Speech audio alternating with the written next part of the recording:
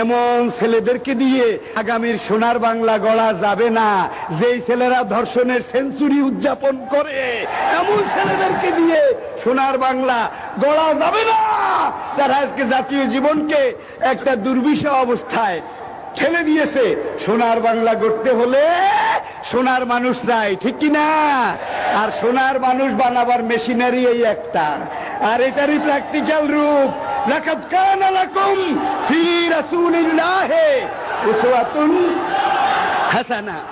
ইসলাম সে তো পরশমানিক, তাকে কে পেয়েছে খুঁজি, পরশে তাহার সোনা হলো যারা, তাদেরই আমরা বুঝি। আমি কি বলতে চেয়েছি আপনারা বুঝেছেন।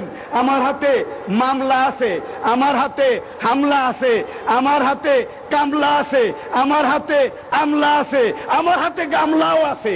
এইবার আমি মনে করি যে আমি সবকিছু, ঠিক কিনা? এইভাবে পুরা জাতি আজকে উচ্ছন্নে যেতে বসেছে।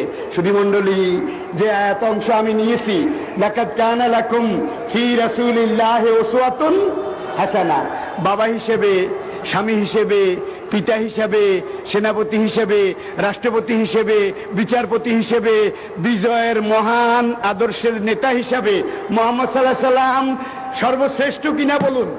ইনসাইক্লোপিডিয়া ব্রিটানিকা বলছে, as a religious teacher, as a founder, as a ruler, as a leader, as a commander, Muhammad, Allah bless him, is the superman of the world. ধর্মীয় নেতা হিসেবে, রাজনৈতিক নেতা হিসেবে, একজন স্থপতি, একজন সংগঠক হিসেবে, একজন নেতা, একজন রাষ্ট্রনায়ক হিসেবে যে দিক থেকে আমরা দেখি, মোহাম্মদ ইজ দ্য সুপারম্যান। তিনি সবার উপরে সর্বশ্রেষ্ঠ। তাকে সামনে রাখলে আর অন্য কোনো দিকে যাওয়া লাগে না।